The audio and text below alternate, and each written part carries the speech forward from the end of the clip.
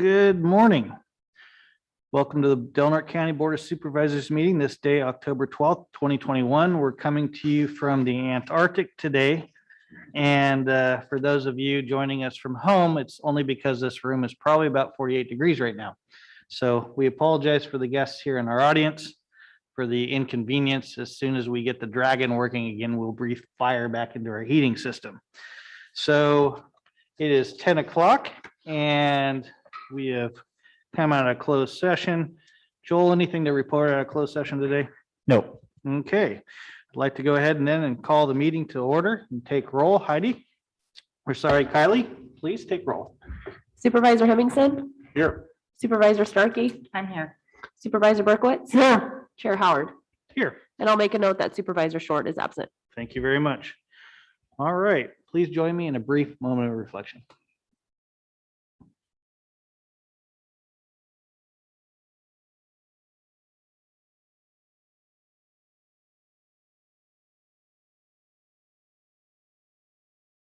All right, thank you very much. Supervisor Berkowitz, can you please lead us in the pledge of allegiance? Please stand. I pledge allegiance to the flag of the United States of America and to the republic for which it stands, one nation, under God, indivisible, with liberty and justice for all. Okay, introduction to new employees. Yes, Chair, we have the Director of Community Development here today to introduce a couple new employees. Hey, wonderful. Welcome, Ms. Constable. How are you this morning? Good morning. I'm doing very well. It's nice to see the board this morning, and I'm very excited to say that we have hired 2 new planners, and they are here today to be introduced to all of you. If they'd like to come up, we have Caesar Angel and Jacob Sedgley. And they both began in September, Caesar in the beginning of the month and Jacob a little later. So they have a few weeks under their belts, and we're doing a lot of learning about Del Norte County planning, and it's going very well. But would you like to just say hello? Hi, Caesar. Good to meet everybody. Thank you for having us here today. And it's been about a month. Our heads are still spinning. I'm trying to get a grip on the position, but we're really excited about it. And glad to be here. Hopefully we can be of service to everybody. Thank you for having us. Great, welcome. How's it going? My name is Jacob Sedgley. I'm the new young guy in the office. Yeah, former grad of East Davis. I'm very happy to be here. This is my first, salary job out of college. So Nice. Yeah. Welcome. Welcome. Thank you. Thank you. Jacob, I'm glad, go Aggies. And good job bringing your running shoes because you're gonna be doing a lot of moving down there. I think Yeah, I'm trying to get it off here. I think you got it. I think we got it. All right, very good. I think it's your iPad, Bob. There you go. There you go. All right. Apparently, we almost had it that time. Yeah, we almost. That's okay. All right.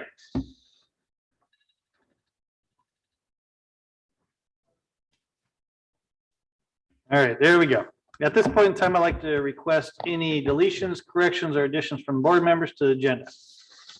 Mr. Chairman, I'd like to request that we delete items 21 through 23, considering we don't have a full board. Okay, very good. We'll go ahead and take those off the agenda today.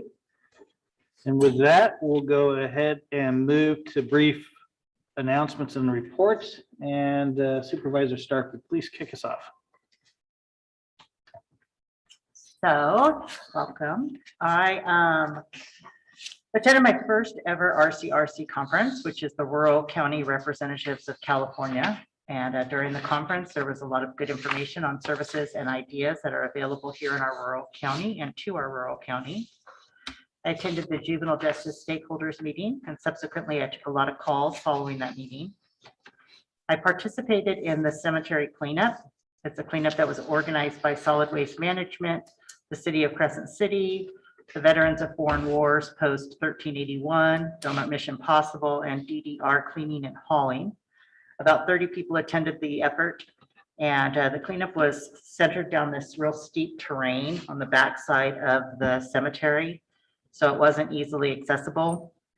But we were really able to fill up a bunch of industrial sized garbage bags and bring up a ton of metal and debris that had been thrashed over the side. It's just the beginning of that cleanup, but we made a dent in it. I attended the local behavioral health board meeting, and they had told us there that they had not heard back from the mobile crisis stabilization grant that they applied for. But this morning I got great news that we were accepted for that grant. So that is going to help with the feasibility study and then hopefully put into motion some more services for the crisis stabilization. Also at that meeting, we learned about a mental health services, Student Services Act that's been around for a couple of years, but we were recently approached by the state on how that we should be applying for this funding. And that funding would be in collaboration with the school system, and that we could come up with youth programs, things for homeless students, suicide risk awareness, wellness paths, and possibly a teen center, which is something I'm very interested in getting going here in Del Norte County.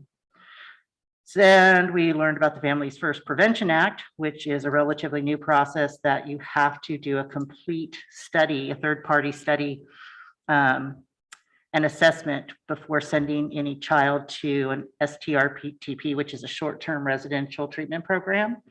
So these are long overdue, but then before we send a kid off to what they used to call a group home, you have to have a complete study done. So our local behavioral health is scrambling a little bit to get something like that in place, since the laws just dropped and the laws keep changing. And so they're working hard on that. I met with Robert Dorego, and he had some ideas with how to encourage some local businesses to accept tips for their workers. So he's done some good research, and I agreed to help him get some of those ideas to fruition.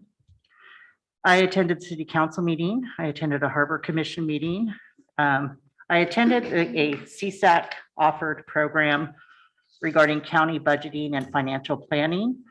It's my continued effort to really try and understand that overall budget process. It's something that's really Greek to me, but I'm committed to tackling it. And so I've been attending these training sessions. And one of the things that got brought up that I don't know that we have here, I talked to the CAO Lopez, is a strategic plan. And I really would love to perhaps have a workshop or something to where, even if it's a very informal strategic plan, but some sort of vision on what this board can maybe accomplish. So something I'd like to see in the future. I hosted and attended numerous meetings about the U.S. Capitol Christmas tree. We're about 2.5 weeks out. We hope that everybody will join us on Supervisor Howard's birthday, October 29th, to celebrate Sugar Bear, which is the big tree that's going to be coming through town. It'll be from 12 to 1. I've got one more meeting between now and then to remind you to do that again. And I will be promoting that. I attended a city county 2x2 meeting yesterday, and we were discussing strategies on how to limit illegal camping overnight at Preston Island. And Preston Island is really unique in that the top part of the road leading down into the island is the city property, and down below is county property. So we just wanted to have a meeting, get on the same page, kind of talk about strategies on how we can kind of limit that overnight camping, how the city and the county can work together to make sure that we are enforcing the ordinances that we have in place. And finally, I participated in a 3K or 5K, it's like 3 miles. I walked at Prairie Creek with my family this weekend, and it was a really wonderful experience. And then on our way home, we went to the Trees of Mystery, which I do want to encourage everybody to make sure you visit some of our local tourist attractions, because they're pretty remarkable. And the Trees of Mystery is only $20 to get into the actual exhibit. But you've got the skyline tour, you got a gondola ride, you've got a bunch of trails that you can go on, and it's great fun for the whole family. So that is my report. Thank you very much, Supervisor Starkey. Supervisor Hemmings. Yes, thank you, Chairman Howard. I also attended the RCRC meeting. On the way down to the RCRC meeting, listened in on the juvenile justice meeting that was going on. We didn't get to hear the whole thing clear to the end, but got the gist of most of it. So it was good to listen in on that. At the RCRC meeting, we got there just in time to see one of the presenters, which was Leon Panetta. Very interesting, real interesting guy, very interesting presentation. Really enjoyed that. Also got to see a 3D printer build a house. That was from start to finish. It takes about 31 days. Is that what they said?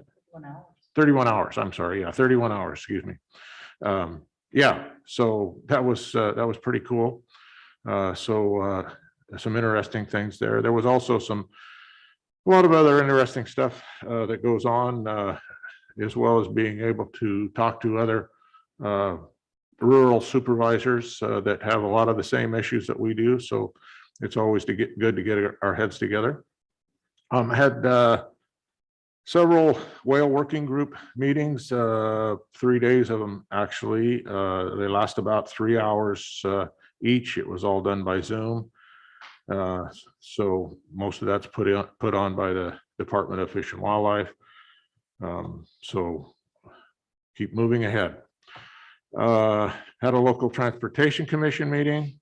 Had a conversation over the phone with Larry Karstead from EMS about some things that are coming up.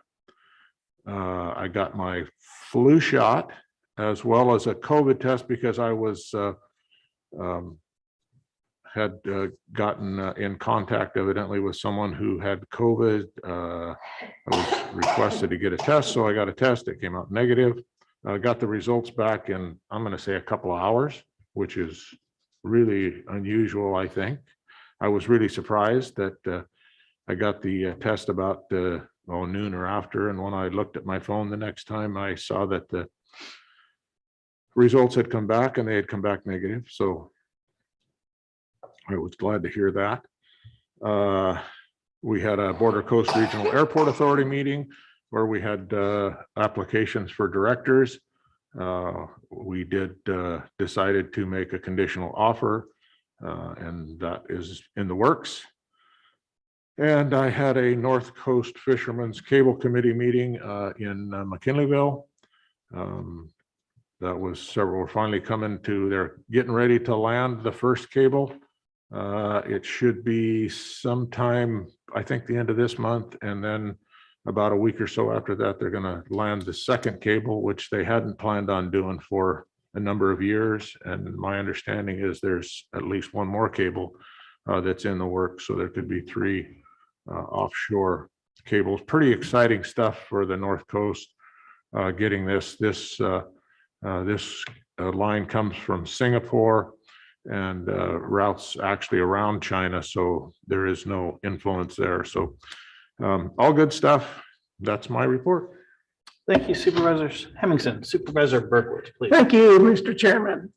At the last LAFCO meeting, I was asked that we change our meeting time from 5:30 in the evening to sometime earlier, considering the reason we had the meeting was to accommodate a city council representative who was no longer there. And so that's the reason for the change to a more convenient time. Since our last meeting, I received complaints that illegal RV and camper parking has become an issue. People complain that the current parking ordinance has no fines, therefore is not effective as a deterrent to illegal parking. And that's the reason this issue is on the agenda for action today. And that's my report, Mr. Chairman. Thank you, Supervisor Berkowitz. As Supervisor Hemmingson and Supervisor Starkey discussed, attended briefly the juvenile justice meeting that Lonnie was putting out as far as for a stakeholder conversation. Wish we were there to hear all of it, but it was good to get the follow-up pieces, including the connection to the web link to where we could learn the remaining portion of those conversations. Also attended the RCRC event, and I think the highlight was, as Jerry mentioned, Leon Panetta. You know, having somebody who's gone through the various stages of both, in our state house and then also in Congress, and then also serving as secretary under multiple administrations. He's had a wealth of knowledge and, more importantly, a wealth of advice for us elected officials and how to not only approach things, but how to get some teeth. Don't be afraid to address topics. Far too often, people are afraid to upset the apple cart. And he said, if you're afraid to upset the apple cart, then you can't be doing what you were put there for when the people voted. So his advice was to go out there and basically kick some butt. And I think that was some damn good advice on his part, and looking forward to continuing that conversation someday down the road. But it was great to meet him personally. He's actually good friends with some close friends of mine. So we got a chance to talk after the meeting, and what a personable fella, and just so down to earth. Talked quite a bit, both at the RCRC meeting and then again on Monday last week concerning the upcoming CSAC meetings this December, November, December, on both the fire and ag conversation we're going to have in the Ag, Environment, and Natural Resources Committee meetings. We're going to be pushing the envelope on this because there's been so much conversation around fire prevention these last several years. And when your state in 2020 spends close to $5 billion suppressing fire and only spends a fraction of that on prevention, there's time to have a conversation about what has led us into these conditions. So this is the very conversation we'd like to have with the elected officials in attendance at CSAC this year, and how we could change that dynamic to become more adaptive, to ensure that the preservation type push that we've had over the last 40 to 50 years here, especially in the state of California, that has led to massive die-offs and tree growth, understory conditions that have been more conducive to long-term, very hot, changing fires that change the entire environment, how we can change that dynamic and truly realize that humans are part of the equation in our force. And you just cannot eliminate that and expect change to occur. And with the amount of NOx we are pumping into the air every year with these large catastrophic fires that affect not just the folks in the neighborhoods of these fires, but throughout the state of California and throughout the United States, it's time we approach this a little differently. So we're going to have a very robust conversation about this, and it's going to be had with folks on a panel that I hope could really shake the tree a little and turn this conversation around. These are folks that are post-agency leaders, directors, secretaries that felt very responsible to take the orders of their governor at the time, but now that they're out of office and retired, more willing to speak their mind on what they think is important to happen to change the course and direction, especially here in the state of California. So I'm excited about that. And then in addition, follow that up with a meeting, which was very well timed, that came from a request from James Gore, who attended the NACO meeting most recently and requested involvement by both USDA and the Department of Interior in these issues around fire here in the state of California, and in addition on ag issues. So we met last Monday with the Deputy Secretary from the Department of Interior, and in addition with the Director of USDA. And they brought probably about 12 people to the Zoom call. And CSAC basically let us get everything we needed to get out on the table. And it was pretty much 3 of us from CSAC that talked, and I ended up doing most of the talking. So I focused it literally on forest health and prevention, and in addition on some agricultural issues near and dear to my heart here in Del Norte County, and how we could start changing that dynamic. And they did invite one individual that is the Director of Forest Service. And my hope is that he will come to this annual meeting here at CSAC and join us in the conversation how the Forest Service, which makes up close to 60% of the land base here in Del Norte County, could be more proactive in some of the management that we need to have happen here, and maybe even join the team when it comes to our forest stewardship program, which Jerry Hemmingson sits on with the Smith River Alliance, that has done incredible work here the last couple of years with such limited resources. As Supervisor Hemmingson mentioned, attended the Del Norte Local Transportation Commission meeting, and we continue to get good reports about the work that will be done on the turn pockets up there near Dollar General on Highway 101, and also waiting for reports, hopefully soon, maybe between December and March, for 199 at Elk Valley Crossroads. Attended the Bacher meeting, as Supervisor Hemmingson mentioned, where we made the conditional offer. And then I'll end with 12 o'clock meeting, if you guys have time, on the Klamath Promise Zoom today. You heard a little bit of that discussion at our last agenda, where people joined in during public comment about the grant that the Yurok tribe has received to help really have a conversation with our community about our youth. And with that, we'll go ahead and get started with the agenda. And it is not yet 10:25, so I'd like to go ahead and start with the consent agenda, if I may. Move for approval. We have a motion on the table I'll second. and a second. All right, let's go ahead and open up the consent agenda for public comment. Please. Linda Sutter County. Good morning. Good morning. I don't want to try to talk. Okay, so on number 11, regarding Mr. Stutz,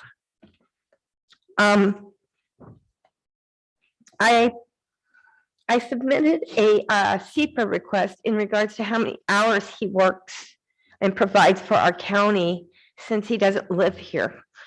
And that has not been, I haven't got a response from that yet. That was October 5th. I noticed that we've increased his monthly amount to $15,000 and from $13,000 previously.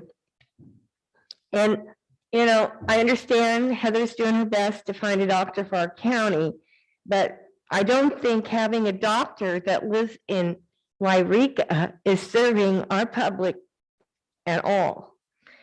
A public health doctor living in Wairika. And I really wish that you guys would reconsider and send out more RFPs for this position, so that we could get somebody up here, because I know there are doctors down south that are probably available at this time.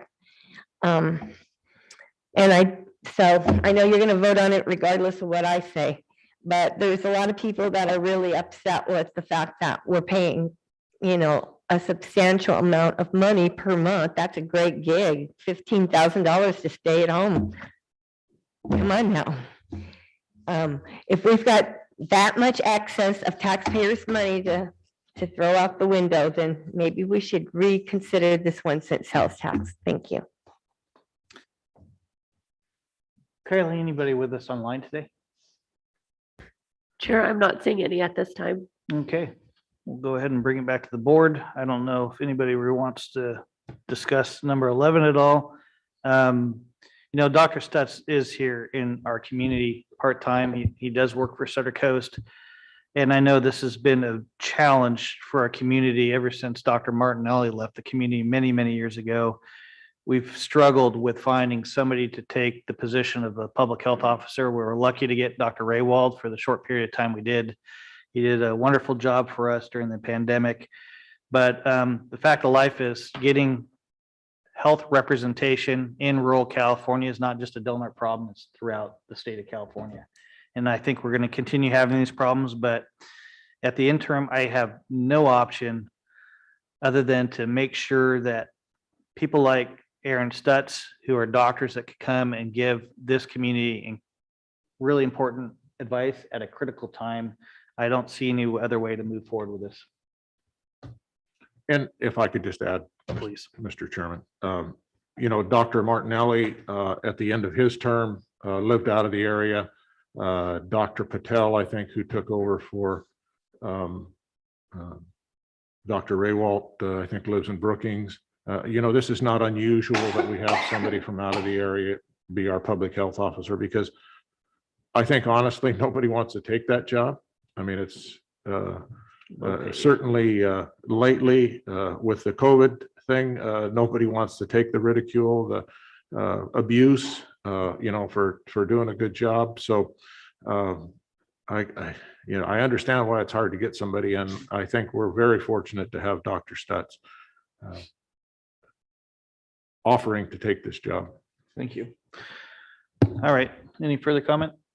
All right, let's go ahead with a vote for the consent agenda at this time. Supervisor Berkowitz, Yes. Supervisor Starkey, Yes.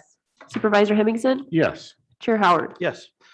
All right, it is 10:25 on the nose. It's time for public comment. Members of the public may address the board on matters which are within the jurisdiction of the board. If you're addressing the board regarding a matter listed on the agenda, you may be asked to hold your comments until the board takes up that matter. Please limit your comments to 3 minutes or less. Please.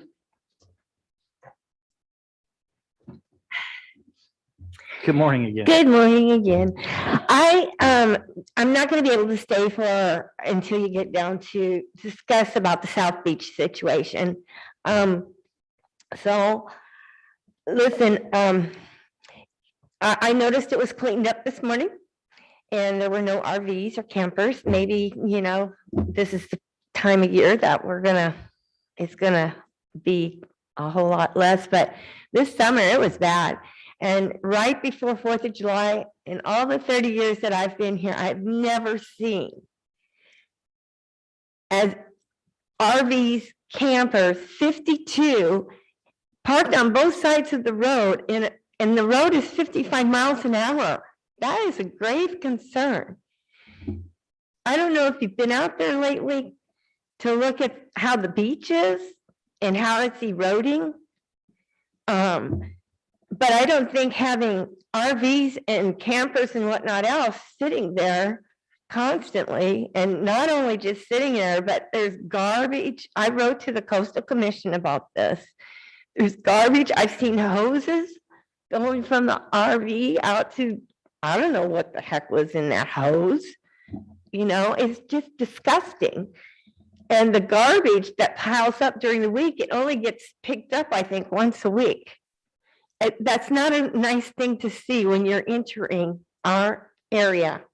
So at the very least, if we could get, no RV camper parking. I understand, cars, vans and trucks, that's a different story, but, and I haven't been seeing them spend the night lately, but this is an issue. You don't want our county looking thrashed. Thank you very much for your time. Thank you. Kylie, anybody with us online? Chair, I'm not seeing any at this time. All right, very good. Well, we have time to jump to one item before our agenda. So at this point, I'd like to move to a general government item and adjourn as the Board of Supervisors reconvene to the Board of Equalization and approve the assessment appeal withdrawal application for the regular appeal filed for APN 800-000-382 for year 1718 and year 1920 Safeway Inc. as requested by the assessor's office. Mr. Chairman, I would move that we approve the appeal withdrawal application. Okay, we have a motion on the table Second. and a second. Public comment. Okay, seeing none, we'll go ahead and bring it back to the Board of Equalization. Kylie, please pull the vote. Supervisor Starkey, Yes. Supervisor Berkowitz, Yes. Supervisor Hemmingson, Yes. Chair Howard. Yes, okay, we'll go ahead and adjourn as the Board of Equalization and reconvene now as the Board of Supervisors. We have an opportunity to take up one additional item. Let's go ahead and talk about item number 20. Discuss and take possible action on canceling the scheduled November 23rd, 2021 Board of Supervisors meeting due to the holiday. Move to approve the cancellation of the scheduled meeting on November 23rd. Second. We have a motion and a second. Public comment on this item. Chair, I'm not seeing any online. Thank you, Kylie. Okay, let's go ahead and bring it back to the board. Kylie, please pull the vote.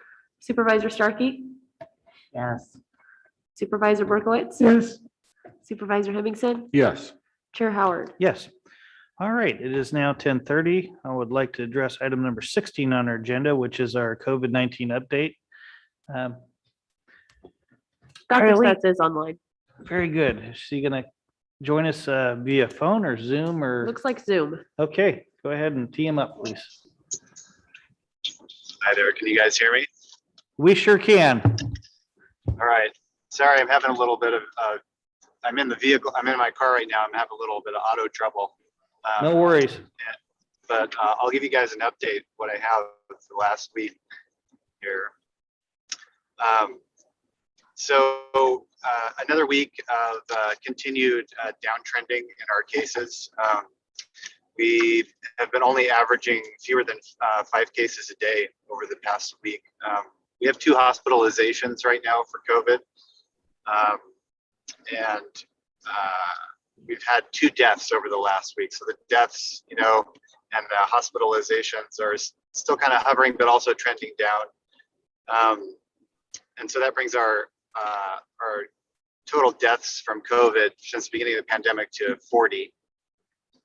Our case rate, our average number of new cases per day is down to 2.65. This is down about 38% from the prior week. And the amount of tests that we've been doing has remained stable.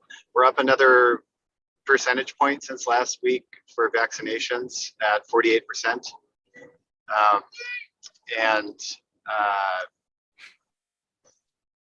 That's about it for our COVID data right now. I'd say that this is really encouraging. We're essentially down to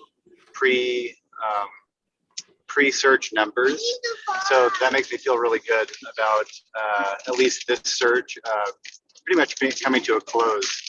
It remains to be seen what will happen for the winter season.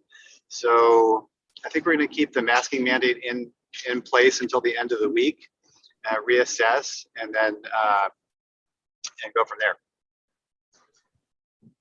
Well, that's an excellent report, Dr. Stutz. I'm hopefully optimistic that we could stay on that course and schedule. Of course, it's always it's terrible that we lose community members to this virus. Hopefully that trend continues to slow down also, and the hospitalization rate continues to slow down. Dr. Stutz, this is encouraging because I'm not entirely sure, what do you owe the major factor for that downward turn being? We haven't really increased our vaccination rate here tremendously. What is it? People just being more vigilant? What do you attest a lot of this change to?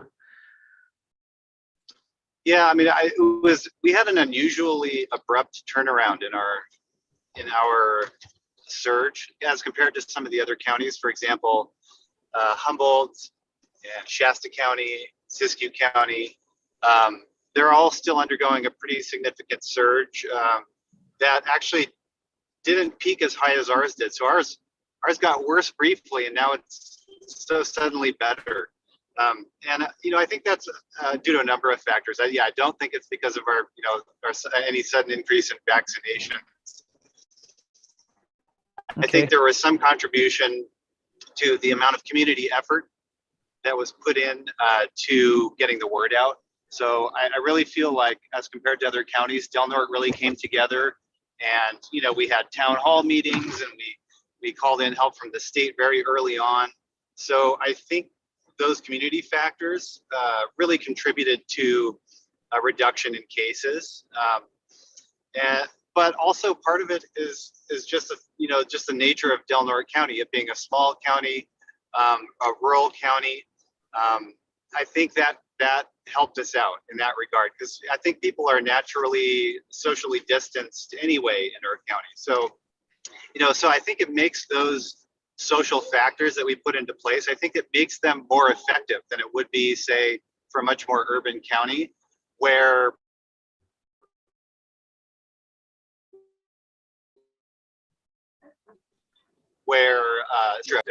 So, and social distancing, getting the word out, I think is, and I really felt like the community wanted all those measures to be put in place and came together as a community to support doing that, at least temporarily. So that's a huge piece that I believe in. I think there's also the unknown factor of this particular virus, and it seems to rise and to hit areas almost at random. And I think it's very difficult to predict when or where it's going to hit. Well, I appreciate you discussing that with us and the community this morning, Dr. Stutz. Any other questions from the board at this time? I just want to take the time to say that, Dr. Stutz, thank you for that. And also recognize that you're absolutely right. It was this community that came together. And that's one thing that Del Norte County does well, right? When we're in a situation where we need to get something done, we pull together, we help our neighbors, and we get these things done. So it was a rough couple of months, but it seems like we're on that downward trend. And I'm hoping that we continue on that downward trend. And I am very sorry to hear that we lost 2 more members of this community. However, let's hope that we can maybe stay steady there and move forward from this. And Dr. Stutz, I just want to thank you once again for all your efforts to help us out here. Yeah, if I could say real briefly too, I really do feel that Del Norte actually is much better at pulling together, at least in my experience, compared to other counties, because a number of other counties that I interact with regularly are quite fractured in this regard. And so I think it's nice to acknowledge that and to understand that if this happens again, that we might need to do these things all over again, but that let's be ready for it, because I think we can see how effective at least it was here in this particular search. Yeah, Supervisor Hemmingson. Yeah, Dr. Stutz, this is Jerry Hemmingson.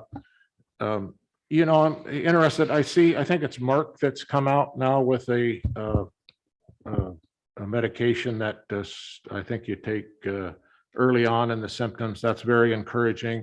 And I keep hearing rumblings of this ivermectin, and I'm interested to know why the direction, if ivermectin is this miracle drug cure-all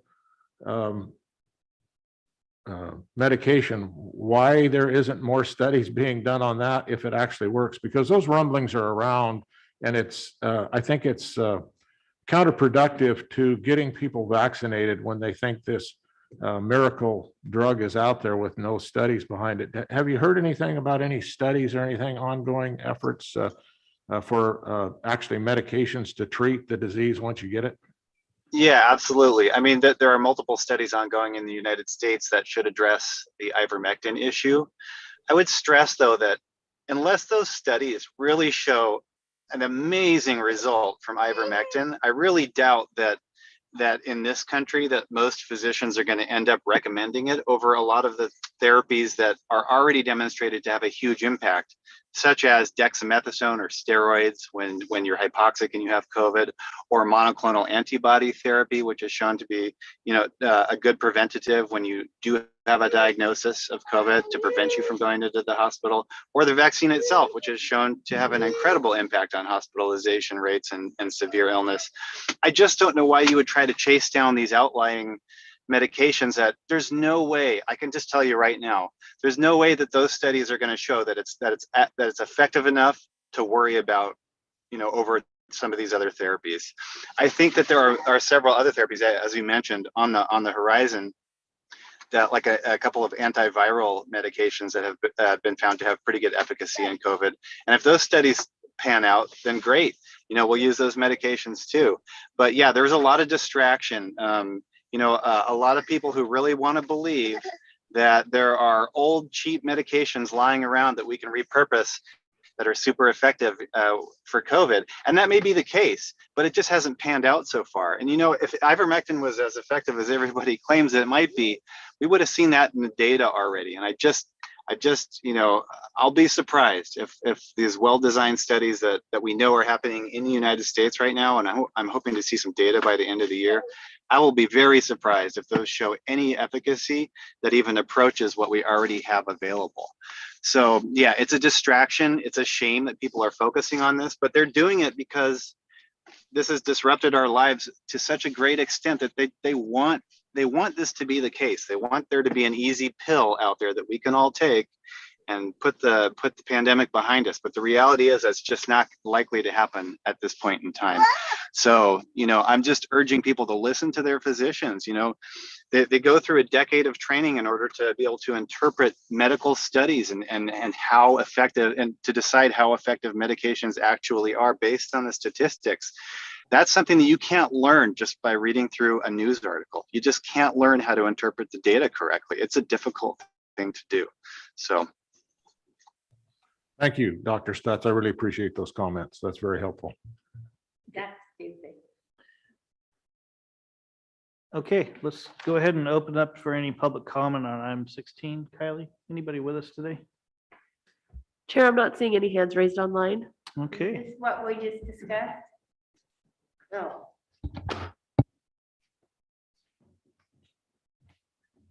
Hi, Linda Sutter. So if Dr. Stutz is listening, good for you. So I am a prime example of ivermectin because that's what I was injected with. And let me tell you, my entire church got COVID, my entire church, and I walked among them and I didn't get COVID at all. The reason ivermectin is an issue is because Dr. Pierre Corey went before the Senate subcommittee on December 8th and talked about this ivermectin. Now, you can discount it all you want to, but I can't take flu shots. And after seeing results of what's going on, even with the Pfizer drug, if you go to the FDA and read your stuff, Mr. Hemmingson, you'll see that the Comirnaty drug by Pfizer has caused a lot of issues, especially with young people and myocarditis. So we can keep pushing all these Pfizer drugs and all the other types of drugs that are out there, but you need to start reading what's going on. And this doctor, he's taking a political position, and that's a damn shame. Thank you. great. There's no further public comment. We'll go ahead and bring it back. Dr. Stutz, appreciate it. If you have any other thoughts to share with us before you leave today, we'd appreciate it. Otherwise, we'll say adieu. I just only say that, in response to a lot of that stuff that I get from the community, like the comment just now, my comments are not based on political feelings or views, and they're only based on the data behind the therapies. So I study the data on a daily basis, and I can tell you what works and what doesn't statistically. That's my sole function here, is to interpret the data and let people know how to make the best choice. I don't care what people's political opinions are on the mandates or the masking or the political motivations behind supporting one therapy or another. It matters not at all to me. The only thing that matters is which therapies work, which therapies are shown to work in the data.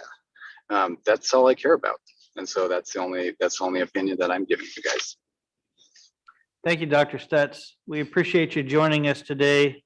We'll look forward to these conversations probably ending soon, hopefully before Christmas.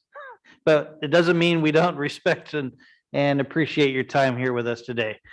So have a safe travels wherever you're heading, and we'll look forward to hearing from you at the end of the month. Thank you. You bet. All right. It is now 10:40. Time for our 10:40 timed item, presentation from Partnership Health Plan of California. And I believe we have Chloe with us here today. Is that correct, Kylie? Yes, she is on. Okay, terrific. Good morning, Chloe. Can you hear us? Good morning. Yes, I can. Can you hear me all right? We sure can. Wonderful. I'm going to display my slide deck here just to guide our conversation. You got it. One We can moment. see it just fine. Okay, beautiful. Let me just get rid of this. All right.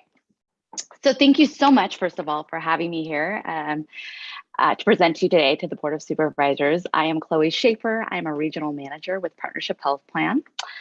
And just to give you a little bit about where I am and partnership. So first off, to start us off, I want to just review our mission and vision. So our mission is really just to help our members and the communities we serve be healthy. And our vision is to be the most highly managed care plan in California. We do have 4 offices throughout our footprint. You can see Santa Rosa, Redding, Fairfield, and Eureka. And I'm coming to you today from the Eureka office. So my focus for Partnership Health Plan is for Humboldt and Del Norte counties. So I'm your go-to, if you will, for all things partnership.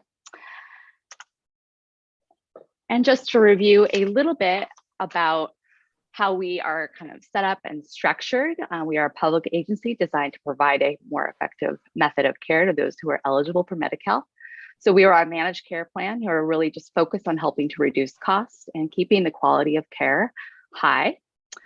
A county organized health system is really to allow for enrollment in a single local public health plan, making entry into the healthcare system and managing care for members more effective and efficient. And our board is comprised of healthcare leaders and consumers from our 14 counties. Del Norte is no exception to that. Your very own Heather Snow does serve on our board, and we work closely together in that capacity, as well as within your community. At the bottom of the slide, you'll see the current, as of October, as of this month, our current member count of just over 600,000 people that we care for in 14 different counties. So one of the ways that Partnership tries to be a good steward of its resources within its communities is keeping its administrative rate low, and we do function about 4 to 5% currently. We're reflecting about a 4% administrative rate. And keeping that rate low really allows us to infuse money into services that maybe wouldn't otherwise be covered by Medi-Cal, or infuse money into non-traditional benefits like you'll see later, we'll talk about the housing contribution we made that our board elected to make. On the slide in front of you, you'll see just the demographics for Del Norte County broken out by language, age, and ethnicity.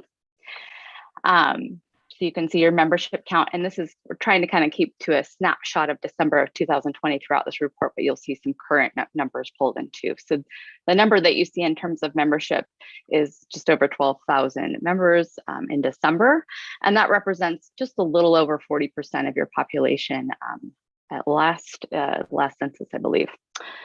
So, and just to flag in terms of member service, over on the right-hand side, you'll just see that the high quality service of our members for our members is utmost importance to a Partnership Health Plan, and we want to be responsive to the need that they have. So our average call time in terms of a member calls Partnership Health Plan is we pick up the phone with usually within under 30 seconds. So we really strive to support our members in a way that they're not hitting a call center and waiting for answers and support. And just to talk about the provider network, currently right now, we're showing that you have about 75 specialist providers in the area in your county and 22 PCP. You can see that on the right-hand side, the partnership does have a provider recruitment program. And over the course of that program's inception since 2014, we've been successful in assisting and supporting with the recruitment of 13 providers and a total contribution towards, in terms of a bonus structure to those providers, coming in just a little over $200,000 in that time.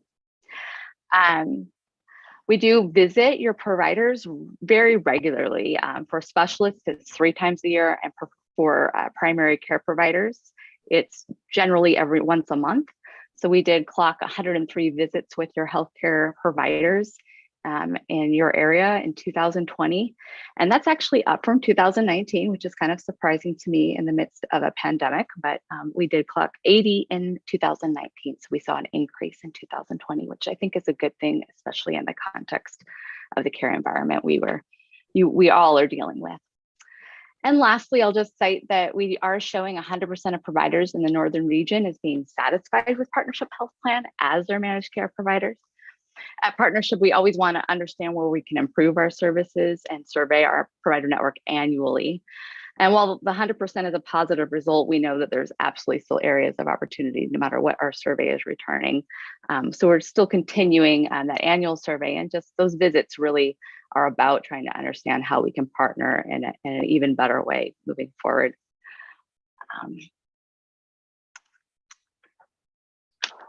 All right, for enrollment trends, you're going to see kind of enrollment moving up through the pandemic, and you can kind of see our Northwest region mirrored to our Northeast region. And on the bottom left-hand corner of that slide, you'll see the line that represents Del Norte. It's a little blue line.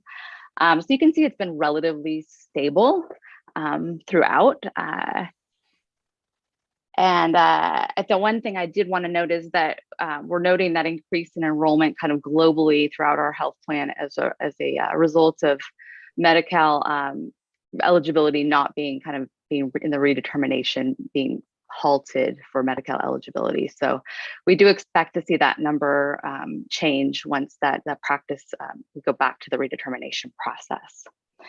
So again, sticking to our snapshot as of December, we did show a total enrollment of 584,000 and change members, and Del Norte County having just over 12,000 of those. So as I mentioned before, that keeping that administrative rate low allows us to contribute back to our provider network and the counties that we're in. So in 2020, you can see that we paid out just shy of $300,000 through our quality improvement program, which are incentives that we extend towards our provider organization, just in terms of improving quality of care and the interventions that our providers provide to our members. And then at the bottom, you can see that, as again, I said, the low administrative rate helps us contribute towards non-healthcare traditional projects. So we did contribute just under $500,000 towards the project Home Key housing project that I know Heather presented to you a few months back and got your blessing for. So we were happy to be part of that contribution towards that project. And then transportation, as you'll see on the on the top left, kind of the rate of transportation and the mode, be it we have cab and gas. It looks like we do not have a very high rate of bus utilization, but you can see that over time throughout 2020. So we did see a slight dip, but overall still pretty good utilization of that program. And then I would just note that in terms of working with your county, we did check in to see how road closures were affecting transportation, and particularly the medical and non-medical transport that Partnership supports, and did verify it looks like that a lot of just basically rerouting was still an effective means of still getting people to where they needed to be for their care.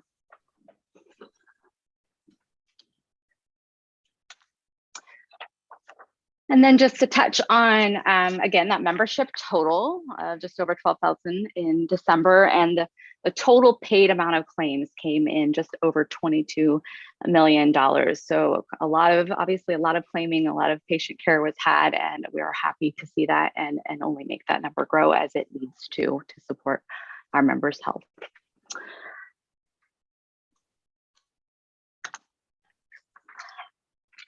I know earlier in your meeting, you kind of touched on provider recruitment and workforce, and I just want to share briefly with you guys around kind of what some of our key activities.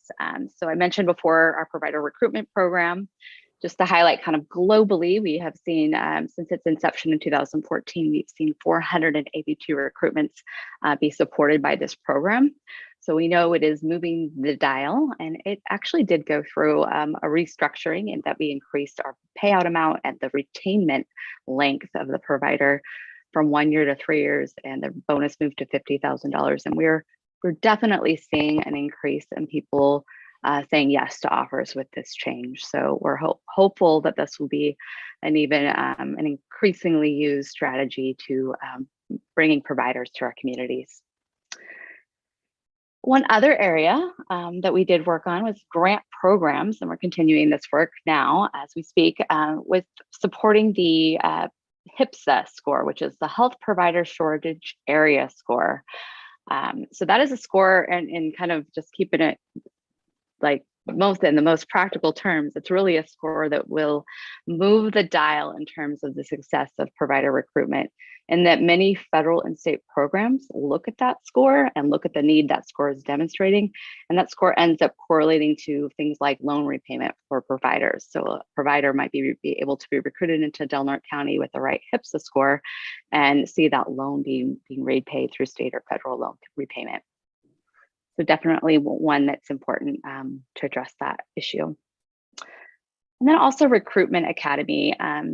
This is really aimed at supporting the provider organizations in our counties at keeping up with the latest and greatest strategies around recruiting for qualified providers, and just making sure that that recruitment workforce understands kind of what the industry standard is, and from the basics all the way up to the more sophisticated strategies. And things like recruiting veterans might be one of those. And then lastly, Partnership Health Plan is really working to support statewide health efforts in creating new billable roles. And one of those roles in particularly that we've been focused on is the community health worker. They are a role that we believe will become very important with the implementation of CalAIM, which stands for California Innovating and Advancing Medi-Cal. And I'll touch on that in a little bit. But those are some of our major workforce efforts that we've been trying to make, and we're definitely looking to grow and expand the areas we're working in, and really listening to our provider network in terms of what their needs are in all of our 14 counties. And I'll just note that we do pay particular attention to our rural 7, if you will, and really understanding what the rural challenges are, because we do know they're different than maybe the more urban populations, such as in Marin or Sonoma.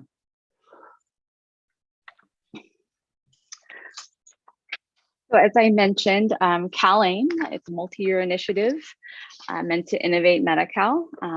That will be going live for counties that are currently kind of in that pilot phase, Mendocino, Marin, Napa, et cetera, in January of 2022. And there'll be a second phase for counties that are not in the pilot phase of whole person care. And that will be going live in July 1st of 2022. So Del Norte County will be one of those that goes live in July of 2022. And currently we're beginning to work with those counties in phase 2 to get ready to basically assess readiness, look at what services exist, and also look to see what needs to be created or implemented to support these expanding services that CalAIM will be providing. In particular, I will just call out enhanced care management, which is a face-to-face care management benefit that managed care plans will be required to deliver to their members. So we believe that that community health worker, again, will be a vital role within the CalAIM initiative. So that's a big one, and we might want to do another presentation at another time if you're interested, but there's a lot going on within that. So I just wanted to touch on that and flag that for your interest moving forward. Then we also have the pharmacy carve-out, lovingly known as Medi-Cal RX. It is a transition to a new pharmacy benefit manager. That has been kind of stop-start, but right now it's on pause in many ways due to Magellan, who's the pharmacy benefit manager, won that contract, but then were purchased by another managed care plan. So just working through those contractual issues that brings up. But what that really means in practical terms for our members and your community members is that the pharmacy benefit would no longer be managed by partnership, and it would go to this statewide pharmacy benefit manager, Magellan. So just wanted to flag that. It is one of our key priorities that we are watching as we move through the year. And also this ties in nicely with Dr. Stett's update. We did launch a grant for COVID-19 incentive programs. One of those in particular was really targeted at communities, really making sure that our community partners get infused with the resources that they need to continue the COVID-19 vaccine efforts. And I just want to flag that Del Norte County did receive two awardees. One was Open Door, that we specifically asked them to allocate $60,000 towards efforts in Del Norte County, and one was your very own public health department at $110,000 just to infuse and support those efforts. And that really just means that we'll continue to collaborate moving forward on those efforts to support all of our communities, in particular Del Norte County. And last couple, Phoenix is just flagging it for you. It is our building, our claims management software. So after 25 years, partnership will go through an upgrade, if you will. And so that's big for us. And we hope that it's very smooth we'll be working very hard to make sure it's smooth for all of our providers. And I won't spend any more time, but unless you have questions, but workforce development is obviously a key priority moving forward. And as I noted previously, Heather Snow is your board representative for Del Norte County, and I continue to work with her moving forward. That's always as a pleasure as always. And that brings me to the end of my presentation. That was a lot and a little bit of time. I hope it resonated with you, and I'm happy to take any questions. Yeah, first time. Well, thank you, Chloe. I really appreciate that. I'd like to go ahead and open it up to questions from the board at this time. Supervisor Hamilton. Yes, thank you, Chloe. Very interesting. You hit on some points that I was unaware of. And one of the things I was wondering is you spent $8 million on recruitment projects throughout the region. How do you decide how you allocate that funding? Is it by population, or do you put more emphasis on need, or how do you go about that process? Right now, it's we pretty much try to say yes to everybody, and we have no cap on any particular county or population. We've looked at that, but really our CEO and executive team want to keep it as open as they can to all comers. So we have no, other than meeting just the basic criteria for a provider to be eligible. For instance, they can't be within our 14 counties already, because we don't want to steal Peter to pay Paul, so to speak. But just requirements like that are really the only kind of hurdle that have to be met. Other than that, we want to say yes to everybody as much as we can. Great, thank you. Appreciate Yeah, that. good question. Any other questions from the board at this time? Kylie, let's go ahead and open up to public comment, see if there's anybody out there in the audience that might have questions. Chair, I'm not seeing any hands raised at this time. Okay, very good. Well, Chloe, we really appreciate it here today. I'm super happy. Some of the data that you showed is very informative, as Supervisor Hemmingson was suggesting. So appreciate you joining us, and importantly, giving the board a brief update on what the Partnership Health Plan of California does for Del Norte County. Thank you for joining us today. Thanks for having me. Appreciate it. You bet. Have a terrific day. Take care. You too. All right. We're going to move on to item number 19 on our agenda at this time, which we will discuss overnight parking issues at South Beach. Well, thank you, Mr. Chairman. 2 weeks ago, it was brought to my attention that RVs and campers were parking overnight on South Beach, even though we have an ordinance that prohibits overnight parking on this stretch of beach.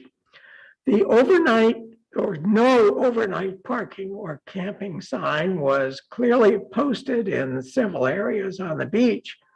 The problem is there's no penalty listed for illegal parking, and there's no penalty amount listed. So a person who violates the ordinance has no fear of getting fined for the offense. In view of this lack of a penalty, I would suggest that the staff look into this, and if appropriate, propose a penalty for overnight parking or camping that would allow us to put some teeth in this ordinance. Thank you, Supervisor Berkowitz. Appreciate that.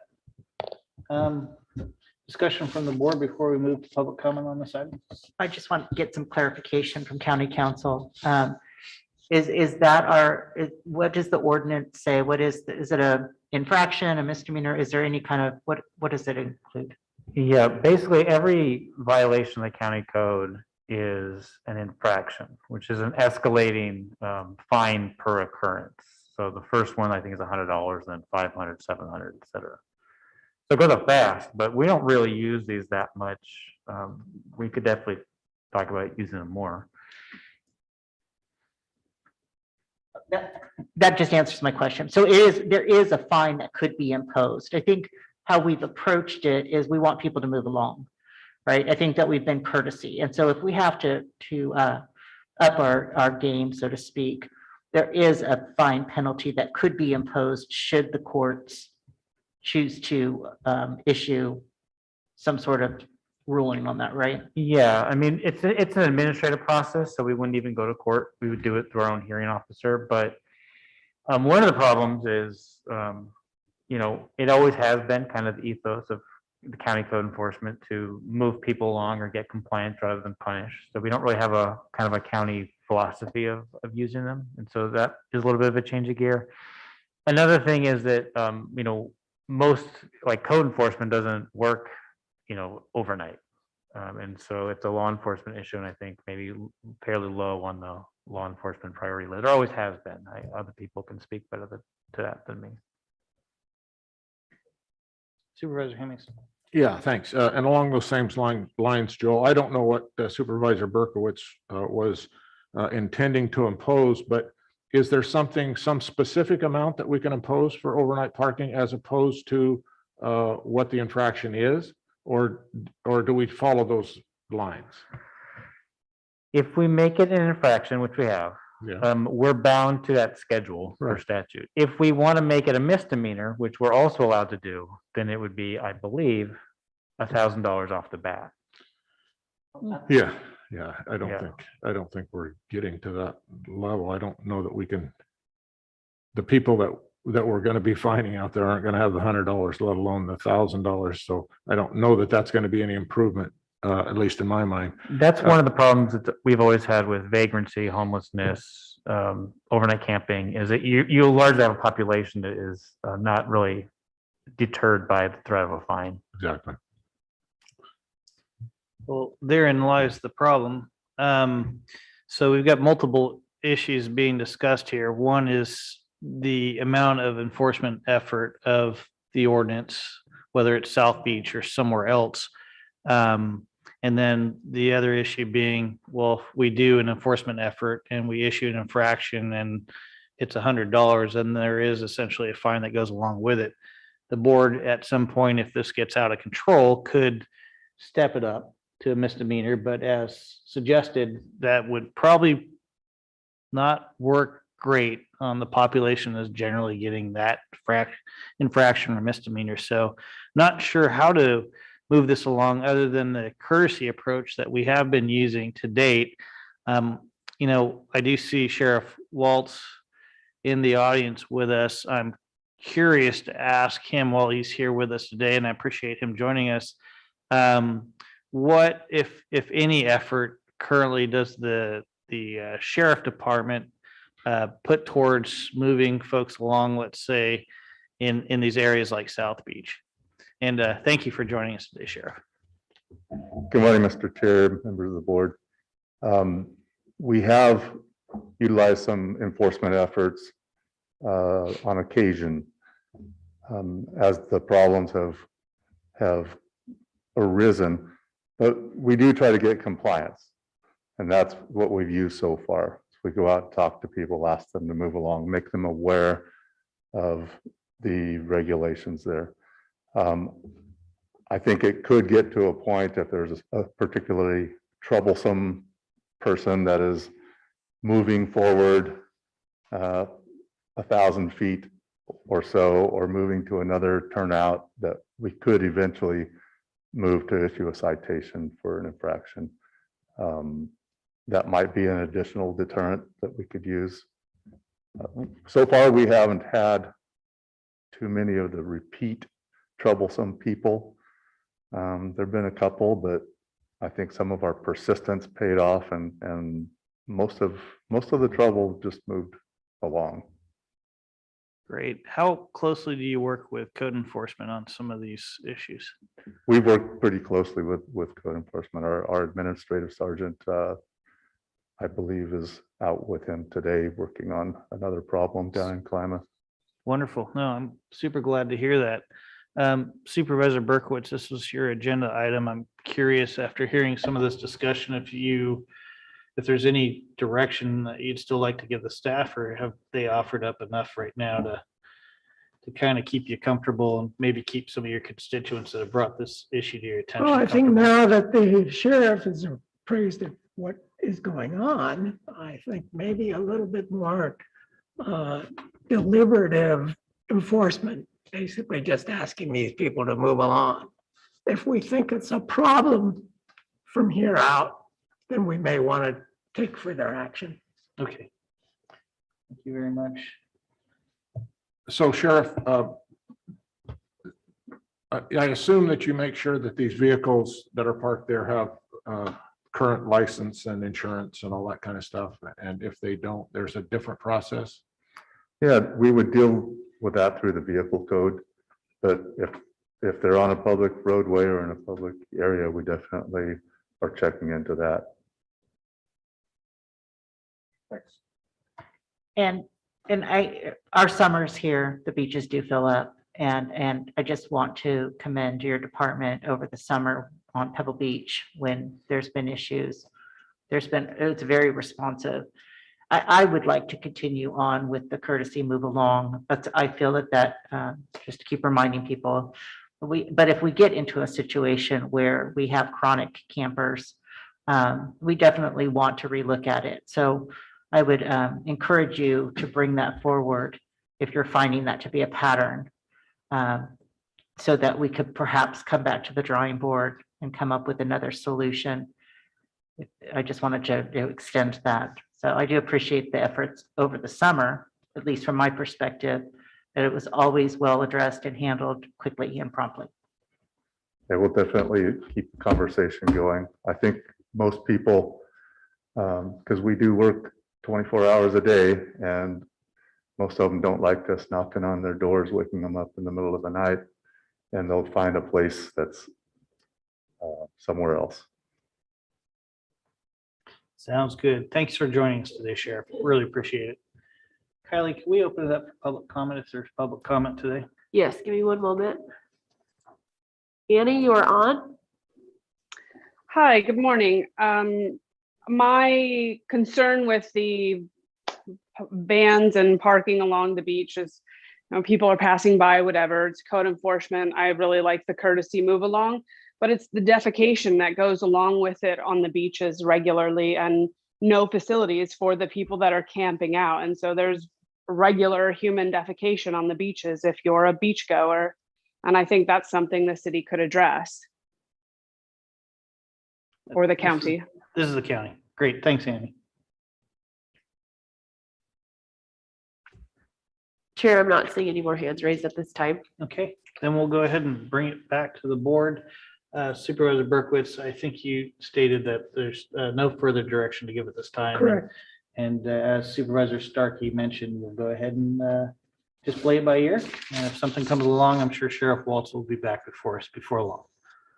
Okay, really appreciate that discussion, guys. We'll go ahead and move off of item 19 and move into our budget transfer items. We have items 24, 25, 26, and 27 on our agenda at this time, which is approve and adopt transfer of 09-01 in the amount of $138,000 within the jail budget.